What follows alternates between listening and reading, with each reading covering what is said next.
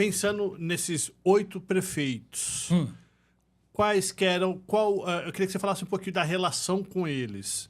Aqui, qual foi o prefeito com mais dificuldade de relação? Qual que aceitou ou reconheceu de forma mais breve o sindicato? Olha, para você ter ideia de onde você menos espera, muitas vezes vem a providência.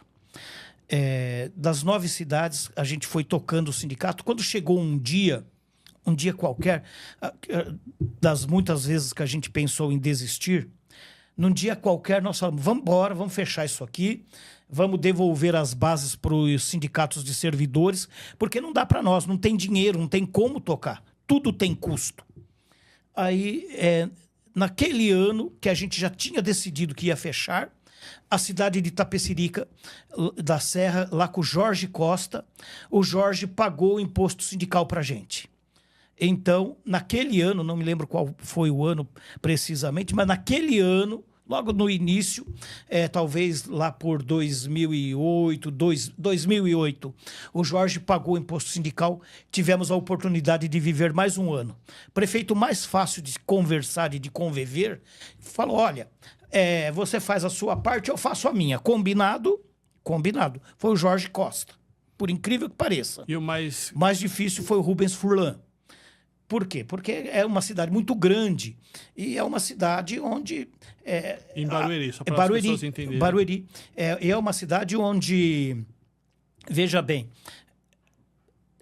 a família Furlan ali, até aquele momento, eles tinham grande posse, domínio da situação política. Não havia pessoas que pudessem perguntar, inquirir, querer saber a quantas andava a administração. Por quê? Porque ele administrava Barueri do jeito dele, querendo ou não, em nível de administração. É uma cidade bonita, uma cidade realmente bem feita. Então, isso fruto das administrações que vieram. Não quer dizer que tudo seja as mil maravilhas ou aquelas coisas. Então, nós tivemos muita dificuldade com o Rubens Furlan, né? Então, a nossa maior dificuldade. Depois aqui, com Fernando Fernandes.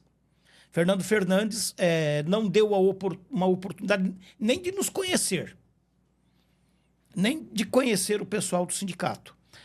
Outro cara que foi fácil, mas já andando um pouquinho mais, foi o Evilásio. Então, o Evilásio também acabou, de uma certa forma, absorvendo bem a ideia. Outro que foi uma decepção, porque o cara era do Partido dos Trabalhadores, que não podia nem ver a gente, foi o Geraldo Cruz. Só que o Geraldo Cruz foi uma coisa tão interessante... Em Embu das Artes, só para as pessoas... Em Embu das Artes. No Embu das Artes. Só que do Geraldo Cruz foi uma coisa tão interessante que nós mantínhamos, então, uma ação declaratória de reconhecimento e ele fez uma audiência pública para discutir alguma coisa qualquer que eu não me lembro qual era o assunto referente à audiência pública. Ele estava na Câmara Municipal para a audiência pública e eu também estava. E fiz a minha inscrição para falar sobre o assunto da audiência pública. Neste ínterim, o nosso advogado me ligou e aos gritos ele dizia, professor, ganhamos. E eu dizia, doutor Sérgio, ganhamos o quê? Fala logo, que chegou a minha vez de falar. Ele falou, ganhamos a ação declaratória em Embu das Artes e quem representa os professores de Embu das Artes é o Ciproem. Bom... não preciso dizer, então, que ali naquele momento eu estava de punho cerrado. Eu estava de punho duro. Aí o que eu fiz? Eu fui para a minha fala e, aproveitando o espaço de plateia e microfone, e o prefeito sentado logo atrás de mim, porque estava na mesa solene, virei para ele e para a plateia e falei, pessoal, me inscrevi para falar, mas neste momento eu quero dizer a todos que a partir de agora, deste momento, nós tivemos uma sentença favorável pela Justiça, dizendo que o sindicato que representa os professores municipais de Embu das Artes, viu, prefeito, é o Ciproem. Então, comuniquei ao prefeito, 10 minutos depois da publicação da sentença, de que quem representava professores de Embu das Artes era o Ciproem. Então tive a oportunidade de dizer para o Geraldo Cruz, eu mesmo, sem atravessador. E a reação dele? Foi assim, uma reação de tudo bem, não tocou no assunto, continuamos com a audiência pública, não falou nada, foi embora e deixou para lá como se nada tivesse acontecido. Mas teve que suportar naquele momento o presidente do sindicato dizer que quem representava. Depois, é claro, tivemos a oportunidade de conversar, tudo isso passou, porque o tempo acaba, de uma certa forma, nivelando tudo. Então, acabou passando, daí veio o Chico Brito, também, no momento começou duro, mas logo em seguida entendeu que se tem que conversar com a categoria, tem que passar pelo sindicato, não tem jeito de você passar por cima. Então foi isso. Então, no segundo momento que já teria entrado ali 2, 3, 4 anos de fundação, então veio o Evilásio, né, substituiu o Fernando Fernandes, veio o Evilásio, foi mais fácil. Veio o Chico Brito, foi mais fácil. Lá veio Itapecerica, veio o Chuvisco também. Como a gente já vinha de conversa com o Jorge, já foi também mais fácil.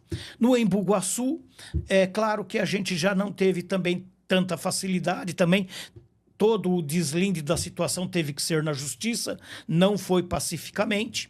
Em São Lourenço da Serra foi pacífico, Juquitiba foi pacífico, Barueri foi na justiça, Tabuão também na justiça, e assim foi.